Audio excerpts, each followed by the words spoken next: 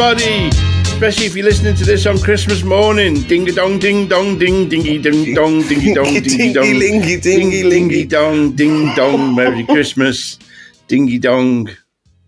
Whoa! I hope you wrap your presents and under the tree and eggnog, way. Stockings, pudding. Mate, stockings, yeah. Mate. What's in your stocking? All that dingy-dong. I think I've got very little. I would rather people came around and took stuff away, really. I've got too much shit. All right, I'll come over. Yeah, please do. Please do. Everybody come round. Yeah, come round to my place and not laptop, but one of the few things I need, really. No, you've said it now. Please come and take something away. Wilf. I'll walk out your house with Wilf and a laptop. No, not Wilf. Nunca. Anything else, nearly. Did you ever believe in Santa when you were little? I think I must have done really. I used to do a bit. That's a really old bit, really, about how my parents told me it was Lenin who came down the chimney at Christmas because they were in.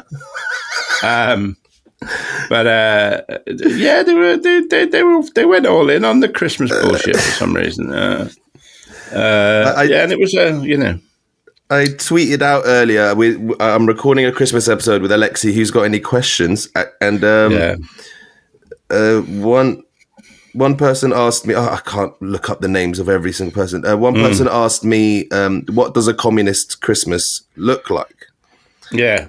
And this is all in my memoir, really. But I just not everyone reads. I know. No. I'm not.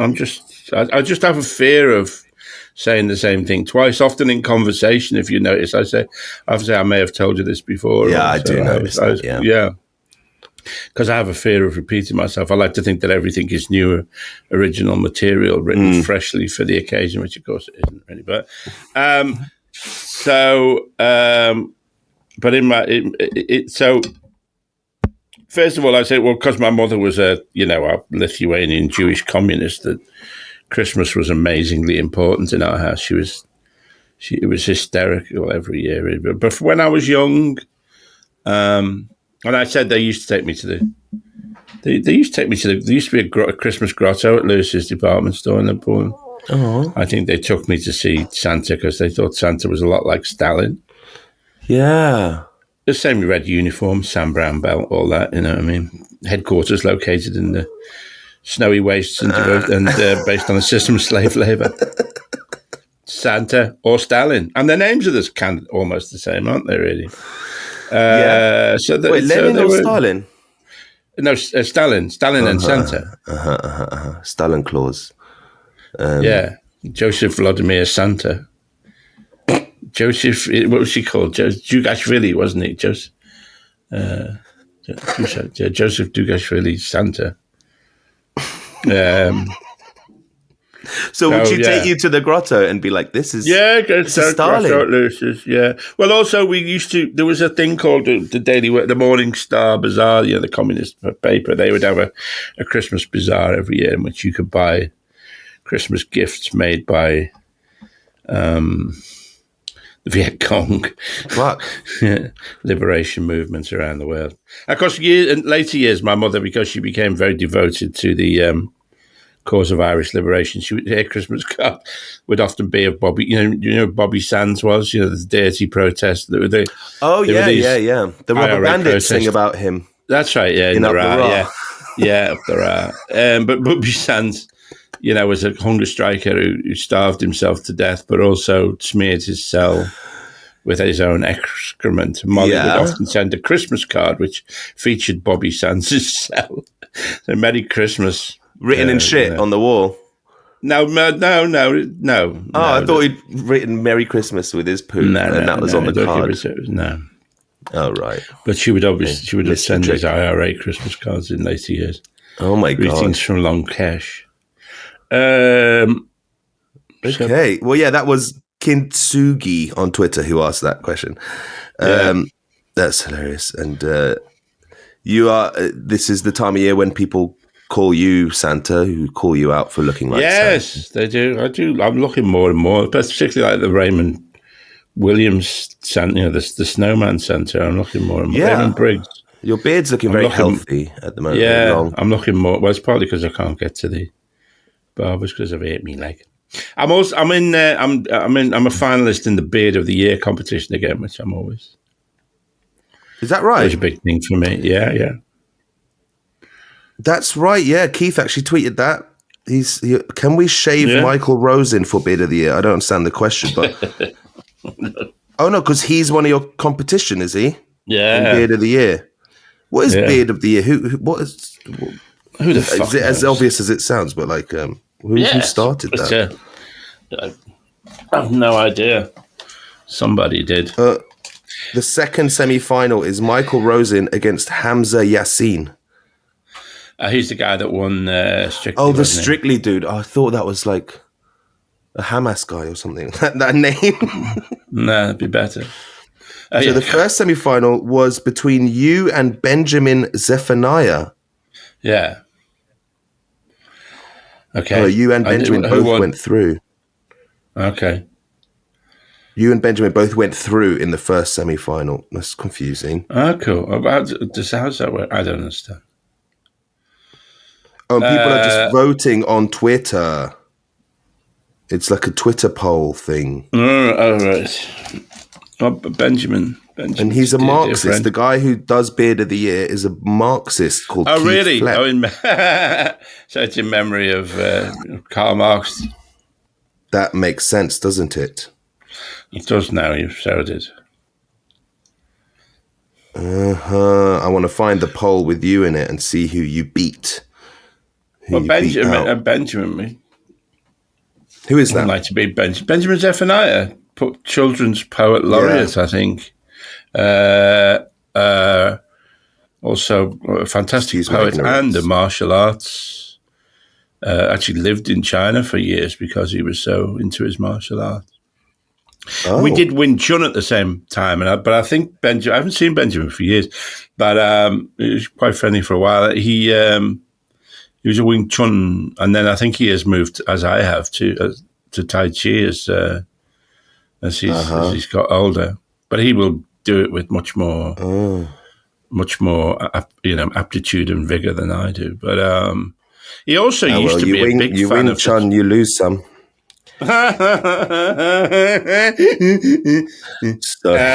He was also a big fan of the Triumph TR7.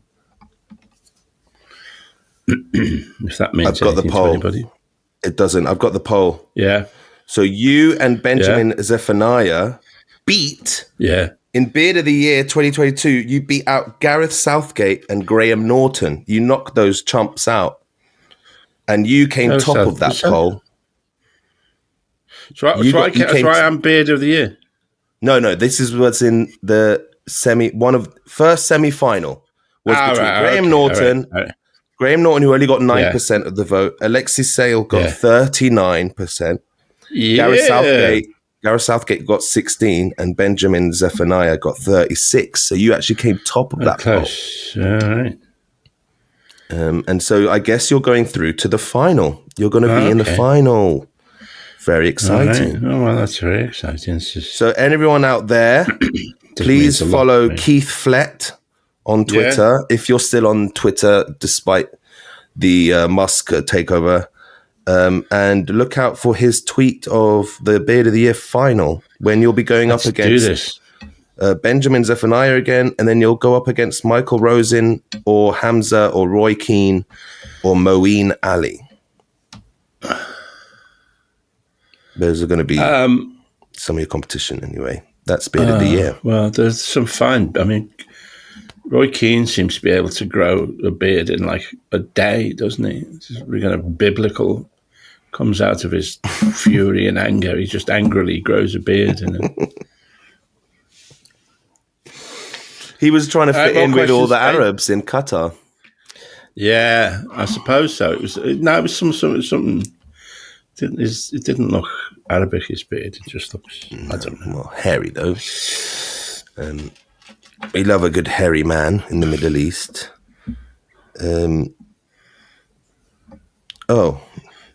Funnily enough, there's a tweet response from Mr. Tired. Where do you stand on ethnic casting? Has it robbed you of many cameo roles as hirsute Arab sheiks? We had that. We've talked about that on the podcast. We were talking about that, weren't we? I was going on about how you've been cast as Arabs. The guy in Indiana Jones was played by a Welsh guy, and how terrible it was. And then you pointed out that I was also in that film playing an Arab. Yeah. I actually, I mean, my memory is it's not quite that. I personally took a decision not to do that anymore. I think I was offered the role of Arab number one in the Mummy film, which actually was in the end played by Omid Jalili. Because we talked about it on the Omid episode too. Yeah. Did we talk about that? Yeah. Yeah. But we didn't talk about this. We didn't say that you were offered that role. Yep. And I just thought, no, I can't do this anymore. So, thank you for not doing that. Well, you're welcome. It was quite. It just felt wrong for me to be playing, Arabs. There's so many fine Arab actors out there. Exactly. And it is, now that I'm, auditioning more and more every day, it really it winds me up more than it used to when I see non-Arabs getting up. I thought it's always wound me up, but even more so now because I'm like, I literally auditioned for that and they went for a Pakistani instead. And it's like, it is. I mean, it's a complicated field, casting, really. Colorblind casting can work, but then there are times when I think if you're doing a historical drama and you want it to be of a certain kind, then yes, if the people were white, then I think it is legitimate to cast them as white and all that. And I don't, acting is about pretending. So yes, because it's a complicated. I wouldn't isn't cut and dry. Necessarily lay down any rules about casting. Really, it's what matters most is the intent and the execution. Like, if you're browning up more than like two shades, then maybe it's not the role for you. But like, yeah. But then, you also have this debate about, casting straight people as queer or casting able-bodied people as disabled, Gentiles as Jews, and all that Jew face, which I think is it's a very complicated. It is not without.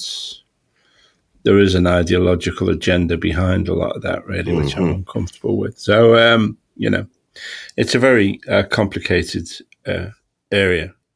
I didn't know that. We went out with your sister the other night. Yes. And that your entire family are, do you call them murmurers? Do you call yourselves murmurers? People who, go, blah, blah, blah, blah, back. What do you call what you are, doing ADR stuff? Oh, the ADR stuff. I always thought you were called murmurers. No, we're not called murmur. I've never called it a murmur. I thought you were talking about some sort of affliction we have. No. Your whole family are murmurers. I call it AD artist. AD artist? AD artist. Yeah. Loop group actor. Or ADR artist. So we have talked about this before, but just explain. But I didn't know. So it's you, your mother, let me clarify, because my sister has a tendency to exaggerate and, okay. You saw her. She's filling a lot of the empties, like she needs to fill the empty space with any sort of talking. Does. Yeah. But I love you, Shahla. Merry Christmas. She doesn't listen to this. And so ADR actors, bloody, we get booked into a studio and do loads of voices that fill in the background of your favorite TV show and film, like all the extras walking around the background. They don't record all their voices on set. They get like 8 of us to come into a studio and do it all. And they'd be like, oh, you see that couple over there at the table having a coffee back there? Just improvise a little 1-minute conversation and then we'll shove it right into the background of the soundscape. You'll barely hear it, but a good sound editor will make it so that if you don't notice it, it's done well. Yeah. It just fills the soundscape and makes it feel more real. Yeah. You started out doing ethnic, I started out doing Arab stuff when I was 12. Death to the infidel. When I was not, I wasn't saying Death to the infidel when I was 12. That was in my first film was The Mummy. That was my first ADR job. Oh, right. In 99. That's right. Yeah. Yeah. I do it most out of my family. Me and my mum started out doing it. Basically, my whole family got in on the mummy job, but I continued to do it regularly throughout my whole life since then. Right. And only in the last week, there's been a TV show that's set in Saudi Arabia, and they were struggling to get voices for it. And I offered up my sister, my brother, and my mother. Right. I offered their services. And they've used them like 3 times in the past couple of weeks. And now my sister is acting like she's a full-time ADR artist. She's not. She's not. I do it all the time. Right. And I got them in as a favor. Right. To both the agent and to my family. A bit of extra money over Christmas. Okay. Right. Okay. On with the festive. Yeah, it's our Christmas episode. I thought I'd just throw listener questions at you. What do you think? Yeah. How do you feel it's going so far? Good. There's been a lull or two, but I think we've picked the energy back up now. We should ride this momentum here. So Tackhead asks, please expound on the use of the word cunt. I'm not sure where I stand on it as a progressive. Early doors, Alexei said he'd considered it and was all in. And we talked about this in an early episode, but yeah, we talked about I said it's always been a debate, really, and it's still a debate. It's such a part, and I've always been a contest, really, and I would still go along with that. You know, there may come a time when you have to retire it, but so far you're pro cunt. Yeah, there are people who are sensitive to that word. Yeah, there are people who are sensitive to all sorts of things, right? Yeah, what we're going to do? Yeah. Indeed. The point is, we know Alexei's not a cunt, so he's allowed to say cunt. That's what I think. That's a good. That's nice of you to say. Okay. Any plans for another book from Sasha? Yeah, it's sort of slowed up. I mean, my last volume of memoir was in 2016. I'm sort of started. I mean, I've been intermittently working on a third volume since, really, but because I went back to doing stand-up, and then Sandwich Bar particularly took up such a lot of my time, and all the other Radio 4 stuff that I do, that it's, and as you get older as well, you have less spare capacity, I think. So, yeah, I mean, hopefully I will do. I think I'm sort of, it's also, I found a problem with writing memoir, really, in that the first 2 volumes of memoir, just A to B, started, the first one starts with my parents' meeting, and then ends with me going to art school, and the second one starts in me at art school and ends during the miners' strike, they're both memoirs, but they're also social history.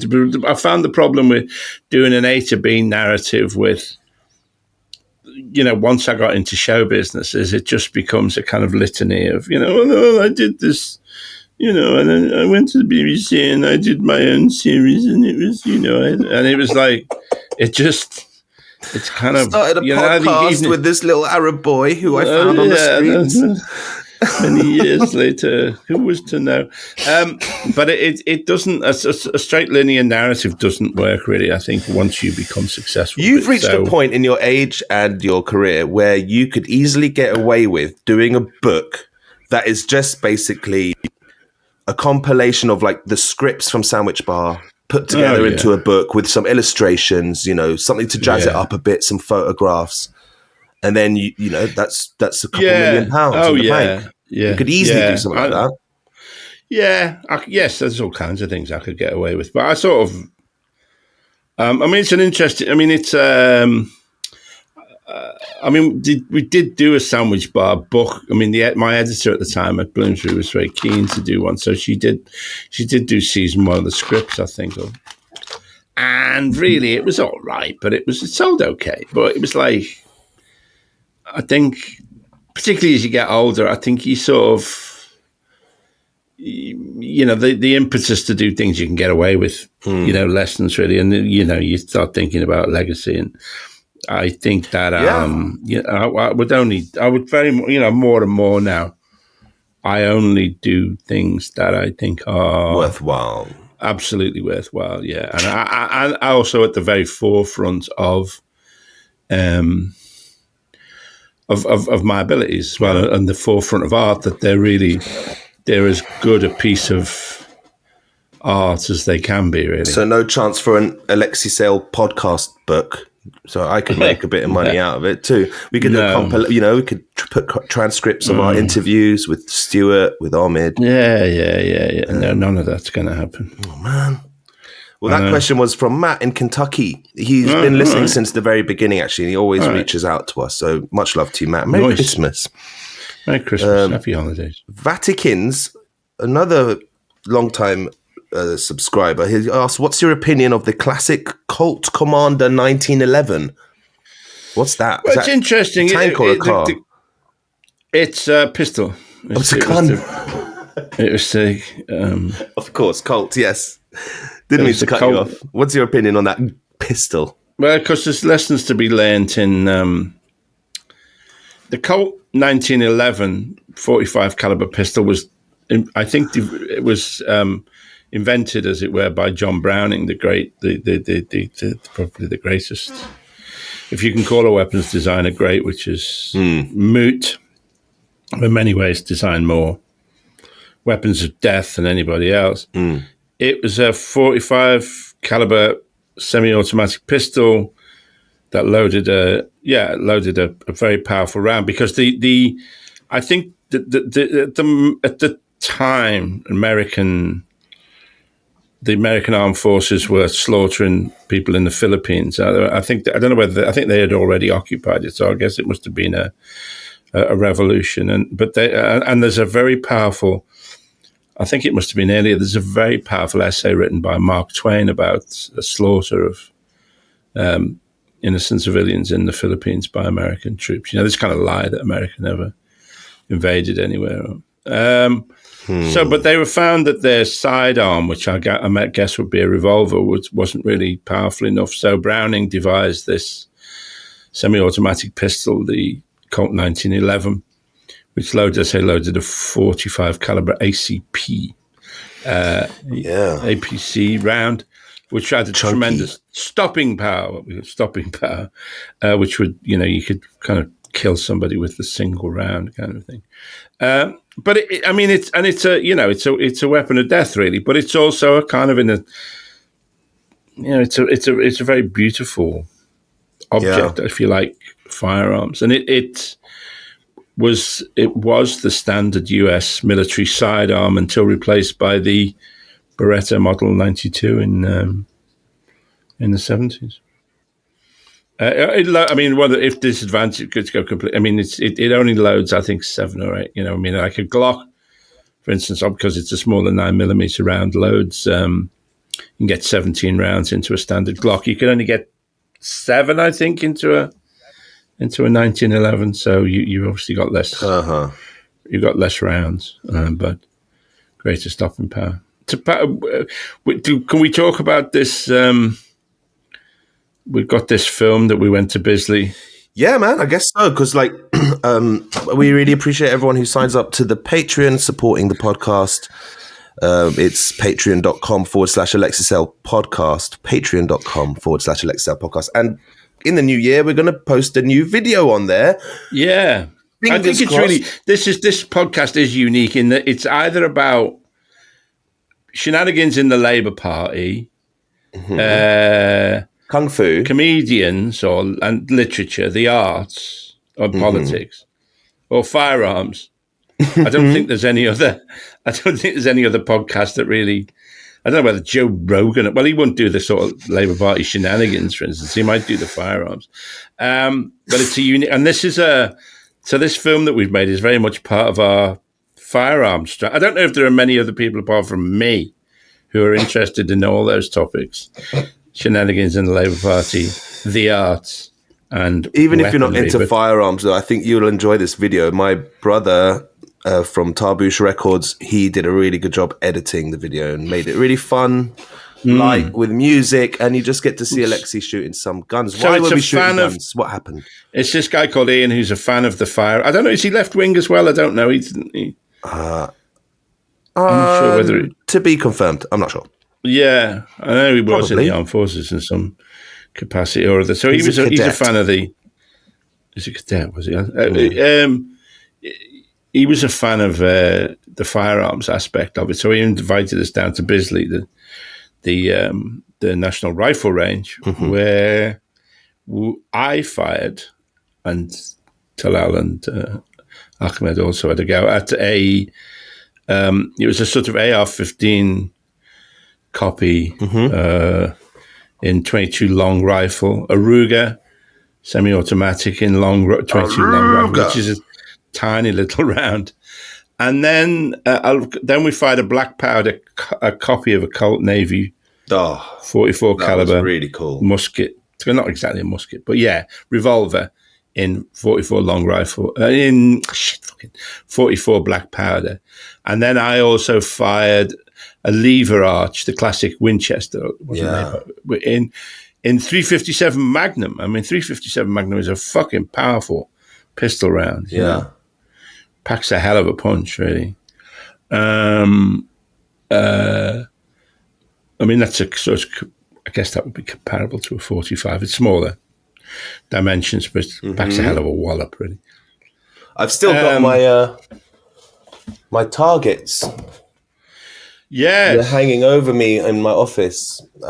We each had a target with our initial written on it, and we were in a lightweight trying to have a little bit of light competition. Yeah, very good aim, Alexei. You have.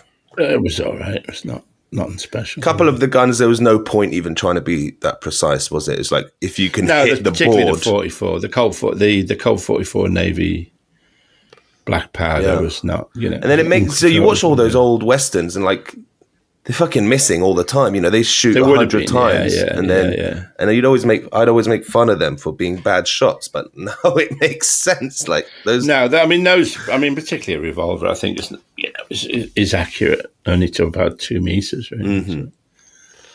But yeah, hell of a good time. We took our GoPros and we were really. And I'm interested in. I'm going to write a little commentary, which will all be in script, and I'm going to write. I'm just interested to see what that looks like, really. It'll all be written script over the images, really, and then that'll be given to our Patreon subscribers. Yeah, I think so. Yes, we'll give it to the patrons in the new year once it's all been approved, because the lovely people at Bisley also want to approve the video before we post it. They're worried by us, weren't they? Really? I think they just were surprised that we showed up with cameras. We only brought GoPros. We didn't have like a camera crew. Yeah, we were very well behaved and easygoing. We were amazingly well behaved. Yes, and they just had a word with me, and completely understandably, they were like, "We want to see what the video looks like before you put it out." Yeah, because obviously it's a very sensitive topic, and the main notes they have is like, we want to make sure you're using the guns properly. We don't want people to think they can come to Bisley and fuck around, which we didn't do. No, we were very well behaved. So they're being very good with that, and I'm having a You know who aren't communicating with me properly? The BBC regarding our Young Ones commentary video. So you know what? I've just decided this moment. Yeah, go on. In the new year, I'm going to put episode 1 of our Young Ones commentary on the Patreon. See what that. I'm just going to put it up there until I hear back from the BBC. They give me the go ahead to use it on the YouTube. All right. I'm going to just make them Patreon exclusives. Yeah, you do that. Piss off my major employer. Yeah, do that. Oh, is that? Do that. No, it doesn't. Okay, maybe I won't. I was hasty with the way I said. Let's talk about that. But that's what I want to do, because we have a small audience on there. We're not going to get sued by anyone. YouTube is obviously open to everyone, so I think that's where they have their copyright fine. issues. Yeah, nobody's going to notice. No, it's and there is no issue with it. Like, it's just being picked up by a computer sensor that has picked up Young Ones, and they think that we're just pirating the film, but we're not. You're talking all over it. There's no actual. You're not. We're not pirating the episode. You guys are chatting all over the footage. It's a vast bureaucracy, that BBC, and you're asking for something out of the ordinary here, so it'll take. It might take some time, but for now, I'm just going to put it on the Patreon. So please support the show. Yeah, go to Patreon.com. That'd be an amazing gift. That would actually be something you'd want. Yeah. So we'll force you to watch something you don't want, which is 3 hairy men shooting guns. Shit. Yeah. But in return, you get to watch Alexei Sale, Lisa Mayer, and Nigel Slater on a sofa with a dog. Planer. Nigel Slater, where did I get that from? Sitting on a sofa with a beautiful dog, watching The Young Ones and eating meze. So go to patreon.com/Alexei podcast and sign up there. Yeah. We've got another tweet coming in on the hotline, Alexei. This one is from Michael Rosen. He tweeted at us. Would Alexei consider taking on the job of acting as PR for Matt Hancock? I persist during I'm a Celebrity. This was an hour ago. Oh, really? Yeah. I don't know what he means, really. But, okay. That means I get to fucking smack the cunt, yeah. Well, you had a go at fucking Corbyn's deputy. What was his name? Tom Watson. Yeah, for doing that canoe shit. What? Yeah. Never ends, does it? Never fucking ends. Now, maybe we should talk before we become exhausted, which is going to be fairly soon. We talk about Vote for Nobody. We got quite a lot of interest in that, didn't we? Yes, I've got an email from George. I'm sure others have been in touch, but just in case, in the film Brewster's Millions, the Richard Pryor film, the protagonist creates a party called None of the Above, and that becomes an option on the ballot. And he believes in some countries they have an option on the ballot for I do not have faith in any of these candidates. Okay. So he's basically reassuring us that, there's the idea. Somebody else said the guy, is it Ian Bone, the guy behind Class War about 10, 20 years ago, had a similar party that said sort of nobody's going to fix your problems. Nobody's going to get you a decent wage. I don't know, though. It's still, if somebody wanted to take it on, I don't know. I still think, I think it's an interesting idea, really. I mean, genuinely. We've had some wonderful logos sent to us as well. Austin sent us some artwork. David as well sent us a logo, like a poster with a slogan on it. David Yeats, do you want your say but are completely unimpressed with all the candidates? Vote for nobody. And there's a nice silhouette of a man.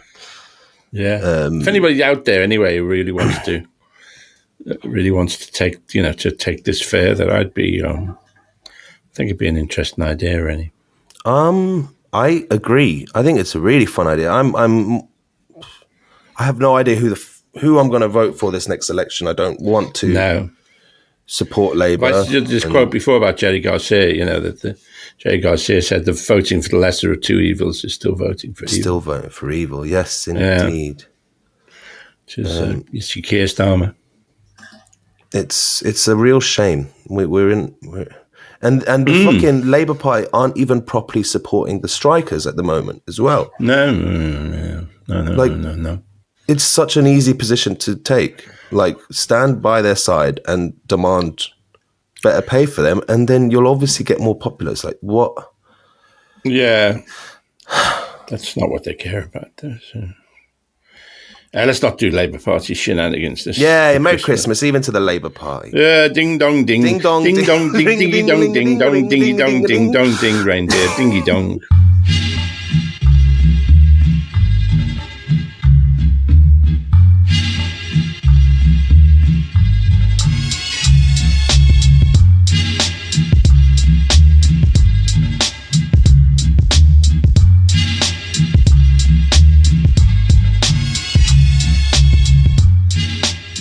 Ask me another question. Ask me another Christmas-themed question. Okay, a Christmas-themed question. Oh, okay. Back to the Twitter then. I was going through. I read a couple of email ones there. Oh, emails. Or whatever you want. No. Dingy dong ding dong ding dong ding. Okay, no more politics. Best and worst things about working on The Young Ones from Jane. Best and worst things. Best. I don't know. It was all. I don't know. Just working with your friends. Really, it was all. It was all very thrilling, really. Sounds like it. Yeah, there was nothing bad about it. Second series. Nothing bad? Not that I can remember, really. It was all a joy. They never let me, and I think we've talked about it, they never let me voice any of the puppets for some reason. There we go. And I don't know why. I'd like to have voiced some of the puppets, and I never did. And I don't know why they wouldn't let me. Yeah, that doesn't seem fair. No, it doesn't. You you spent most of the show hanging around doing nothing. They give you something to do. Yeah, it was, yeah. Terrible. Is There Life on Peckham? I've done stuff. I've done other things since. The last series was in 1984, which is what I mean. That's near, well, the first series was 40 years ago. This in October, wasn't it? But I've done other things since. Yes, you have. I've been. You know, I've done some. Have you ever voiced a puppet? Radio. I've not. No, I've never voiced a puppet. I'd like to voice a puppet. And I was on my own show on Radio Barnsley, and I've hitchhiked up the Himalayas, and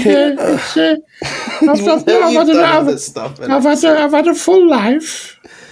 It's not as if I've done nothing since the young ones. I said to a bloke once, so I was actually talking about this with Muriel. Great people say to you, which is it's kind of hateful, but I don't. I haven't seen, you used to be on the telly. I haven't seen you for a few years.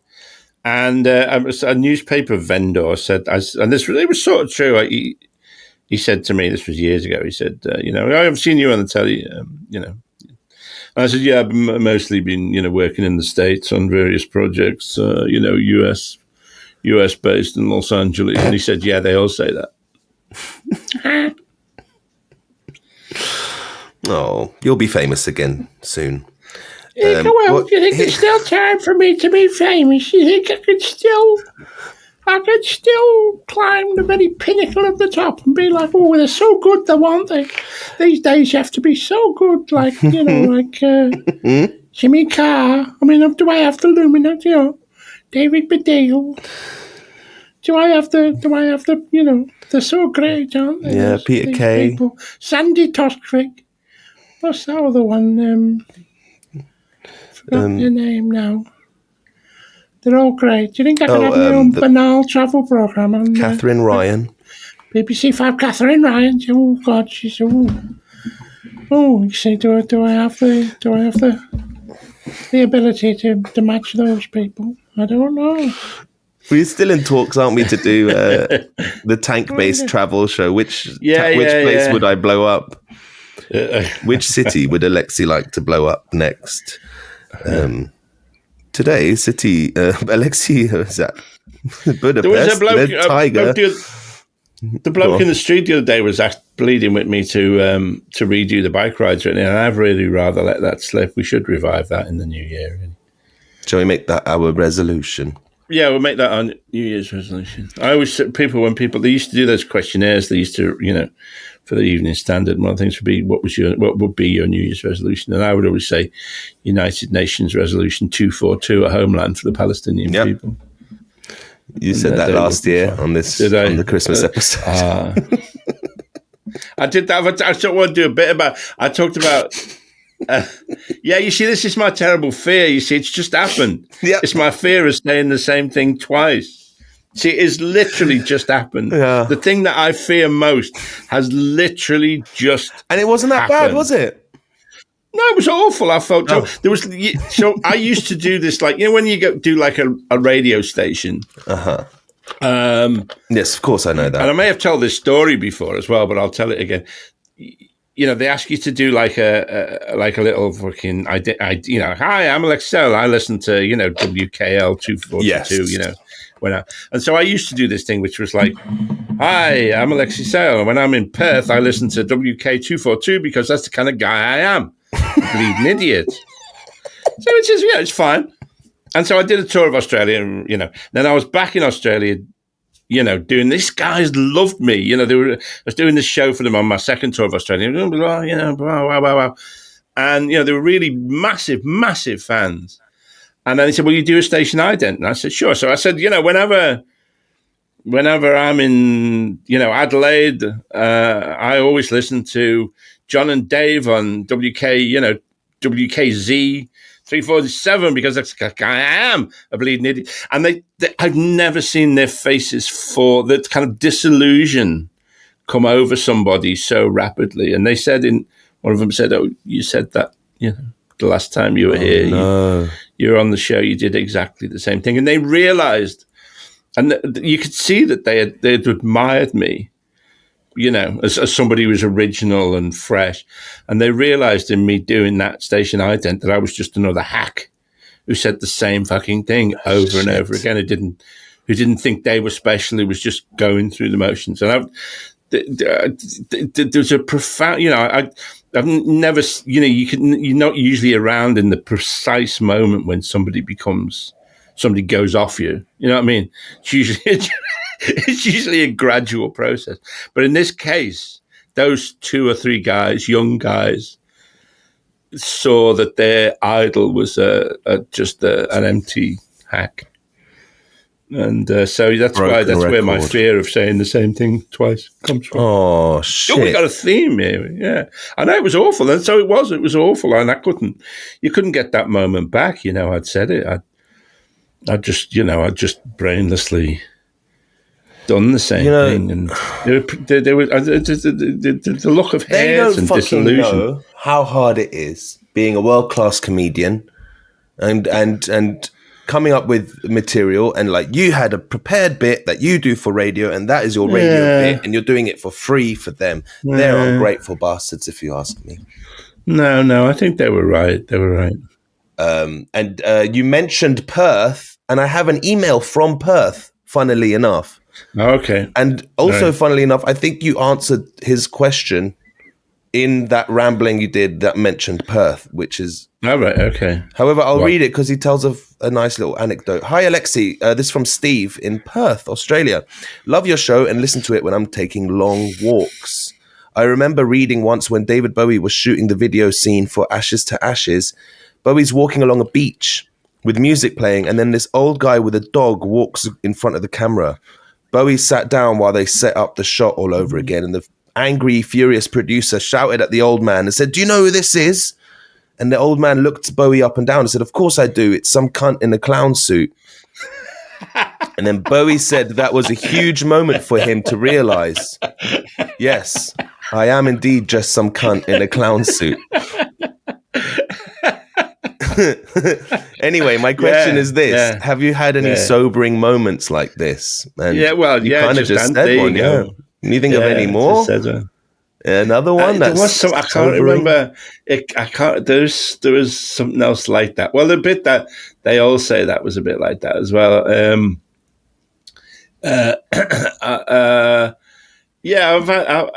God, I'm trying to think. I can't think. I'll have to. Okay. Have you ever met Bowie? Have you got any Bowie stories? No, I never met him. No, sadly, I never met him. I was friendly with Tony Visconti, but never Bowie. No, I don't really. Musicians, I find...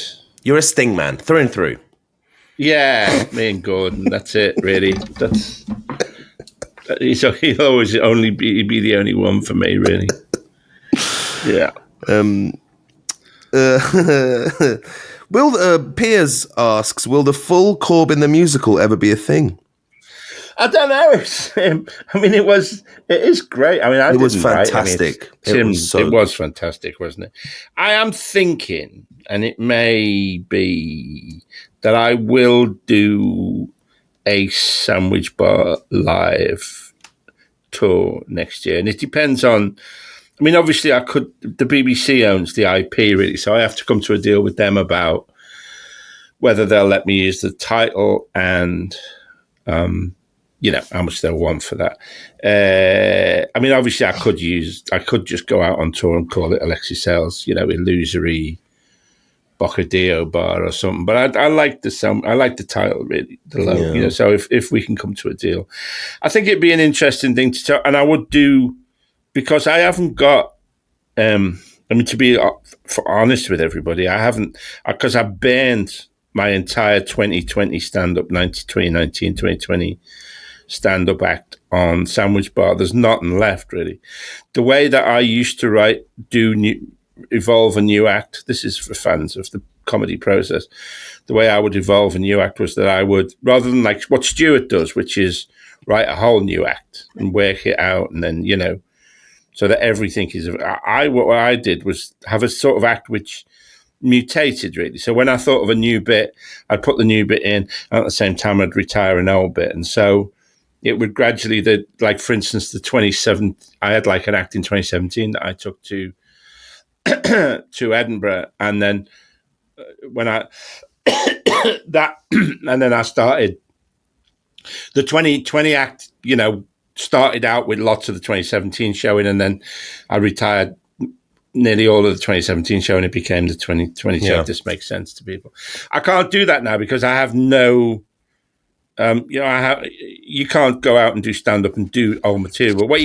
But what I might do is do a sandwich bar, live show, which will contain hits from the show. I think it's a legitimate way to do that. So I will do bits that are and maybe evolve and mutate from and there. Then it'll have like 25% and then 50% new material as well. So favorite bits like that. I hate Keir Starmer, or and I will do. I mean, I'm also interested in doing music and particularly dancing. Really, I'd like to do on the second recording when I did Jeremy the hip hop musical. Mm-hmm. I did this dance as well, which just came to me. I wasn't going to do it, but I just did it as it was being played out to the audience in the Radio Theatre, and it was just very, very funny, And so, so I'm interested. So I don't. I would. Seriously, I won't do any more with. I mean, there is that song Jeremy, which Tim Sutton wrote, and I will certainly do that in the live show. Yeah, I mean, there won't be any more than that. Yeah, I mean, that's one of the things I have for my... It would make a good show. The hip hop, yeah. I mean, it would really. I don't know whether Tim... The story of Jeremy's rise and fall. Yeah, it would actually. It's not a bad idea, yeah. It'd be fucking brilliant. Yeah. Corbin. I mean, Tim Sutton is such a great musical director. I think that, but it would, yeah. Yeah. Well, that's all very exciting. And... maybe I could, I'm trying to find a way to crowbar myself into this. I could help you out some way. Sure. It's a naive young. I do music. I could help you with the music. Maybe I could be your warm-up. All that. Anything's possible. I mean, I think I write my stand-up in the same way. I improvise off of my script, and if something works, then I add it to my set. Keep it in, yeah. I mean, if you're interested in the process of the creation of stand-up comedy, then, that the way different people approach it, I think is, it's a fascinating subject, really, I think. All right, let's... So, I mean, that's one of the things that might be coming next year. I might do work in progress shows at the Museum of Comedy starting as early as January, February next year. Oh, fun. Okay, cool. Yeah. And we got invited to another museum to do a gig. Yes, so the Motor Museum in Bewley. Yeah, we'll have a think about that. We should do some more live podcasts next year, really. Yes, I would love to, mate. I really love doing them with you. It's an honor of my life. And actually, I want to take this chance to thank you, Alexei, for the last couple of years and for whatever we do in the future. This has been such an honor to work with you and doing this show with you and the guests you've gotten on and the topics you choose to explore. Yeah, have really enlightened me and opened my mind. Yeah, and given me it's been a real, new directions of thought and criticism and of the world around me, and it's just been really cool. And thank you and Merry Christmas to you, man. Yeah, my dad would be super proud of what we've done together. I wish he was around to see it. Yeah. No, it is a. I mean, this podcast is. I mean, because I don't publicize it. I don't. It's not. It's kind of under the radar in many ways, isn't it? But it is a hell of a thing, really. I think. It's you as much as me. Yeah, we don't put any money into marketing at all. It's all down to you, the listener, spreading the word and telling your friends about the show. So please carry on doing that. And thank you everyone who reached out to us today on the Twitters and the emails and everything. I tried to get through as many as possible. Someone's asking if we'll do a bike ride in Stevenage. Stevenage has cycleways, and it's a contrast to Milton Keynes. Said it would be a good one. Really? That was Ben. Right, yeah. Ben is inviting us to Stevenage. Do you have any... Let's finish on a Christmas one. Yeah. Oh my God. Weren't you asking people what's their favourite Christmas movie as well? I literally just read that. Someone just tweeted, Apala tweeted, what is Alexei's favourite Christmas movie? It's obvious, isn't it? Die Hard. Well, yes, actually. The first Die Hard, which does fall into the canon, I think, of Christmas movie. I mean, I'm not saying anything. I mean, I'm not saying anything particularly original there, am I? But it's a well-trodden debate. And yeah. I agree. Oh, okay. Yeah, but I agree. I don't even know why it's a fucking debate. Like, it's not a Christmas movie because they're not sitting around a table having turkey and chatting with the family. It's like, he's saving his wife on Christmas during an office Christmas party. There's Christmas trees and jingle bells and snow. Yeah. Like, what more do you want? I don't know if there's snow. That the Tower Block, is in first time I was in LA. The Nakatomi Plaza is actually Century City in West Los Angeles and Hollywood, and that's where. It's one of the first places I went to view, along with San Dimas, which is the home of Bill and Ted from Bill and Ted's Excellent Adventure. Whoa. Yeah. Oh, two great we could films. Have a whole, yeah. I'm quite basic. I love Keanu on. Oh my God. I would love to. He's such a lovely chap, it seems like. If you have any contacts with him. Not much. Have you ever met him? No. No, he sat behind me once. I went to a play with starred Richard O'Toole, and Keanu was sitting behind me. And then we knew it was Tara Fitzgerald, I think, who was the actress in it. We knew her. We were going back to see her. Going back, which is a phrase which you use in the theatre, which means that you go and visit people in their dressing rooms. You say, "You're going back?" I say, yes. We were going back to see Tara Fitzgerald, and obviously Keanu and his mate were going to see Peter O'Toole.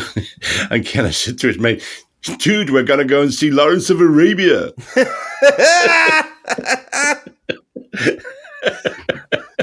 Wow. Dude, we're going to see Lawrence of Arabia.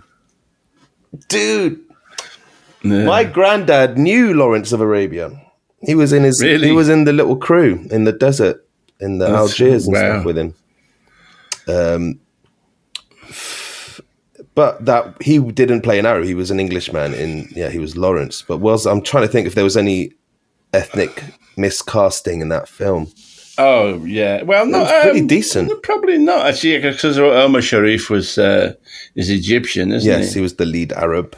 Anthony Quinn, I think, is he did that. The leader of the rival tribe. He's not. He was Greek, wasn't he? If he was anything. Hey, funnily enough, Ancient Britain tweeted, "Hey Alexei and Talal, is an Alexei Sale podcast Christmas annual coming soon? For sale at Smith's for £10 minus a penny." Yeah. Probably a bit late for this year, but get the people from Viz to. I also did this podcast, didn't I, for these people at the History Museum, at the Cartoon Museum with my friend Oscar Zerati. Yes, for the Art Fund. For the Art Fund, which you say is up, is it? Yes, it is. Go seek that out. They said, somebody says to me, I think in that, was it, did you ever do cartoons? And I said no, and then I realised that I did. I've done loads of cartoons. I know. I've done like and you did a bit at that show when we were at the Cartoon Museum, which is on our Patreon. You can listen to that full episode, that show that we did. You did such a funny bit that you said you're going to save for your stand-up. So in case you forgot about it, it's the repair shop. The repair shop bit that you did. You ranted for about 8 minutes and everyone was in tears. It was one of my favorite rants you've ever done. Funny. Yeah. You ripped that show to shreds and it was fucking brilliant, man. And Jonathan Sloman tweeted at us and he was at that show and he's been at every live podcast we've done. Absolute legend. Jonathan Sloman, hello to you. Merry Christmas. Thanks for being a fan. Merry Christmas. He's asking about your Jake's Journey. You did an unbroadcast pilot called Jake's Journey. What the fuck was that? If you have any memories of that, it doesn't sound like you do. No. I think I'm trying to wrap up this show. I'm just trying to find a good one. What the fuck was it? Jake's Journey. There's a guy holding a sword. It looks like some sort of knights in shining armor kind of thing. What the fuck? Yeah. No, I'm. Yeah. What was it? Wasn't broadcast. Huh. Do you, Save the NHS tweeted, what's your favourite Christmas song, Alexei? Oh, I don't know. And someone said he probably hates all of them. Don't assume. Yeah. When you assume, you make a cunt out of you and me. Right. What's your New Year's resolution, Alexei? United Nations Resolution 242, a homeland for the Palestinian people. Oh, shit, he did it again. Oh, no. No. You're fired, Alexei. No. I can't believe it.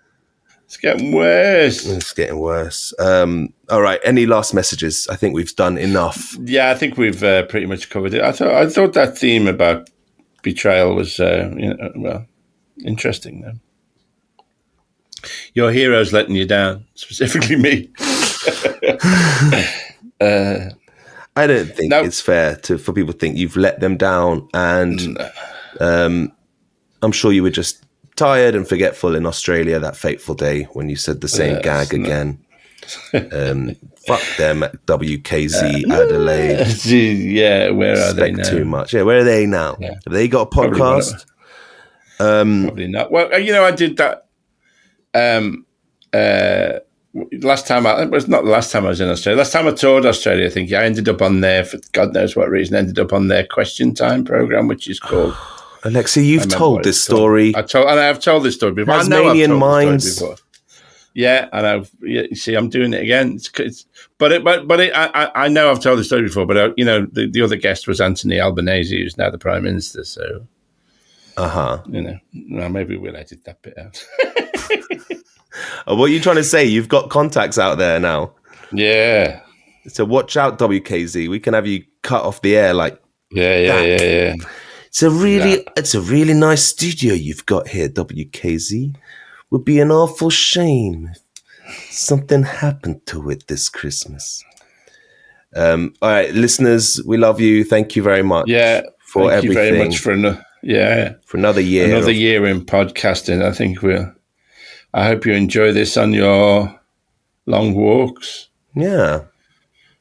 Oh, look, a bird. Jesus Christ, you really are tired, aren't you? I'm accompanying you on your long walk. Look. Oh, what a funny looking man. Yeah. Oh, did I step in? Oh, no, it's all right. What car is that, Alexei? Yeah, well, is that a Rolls Royce or a Jaguar? I can't tell. Is that a dead body in the bushes?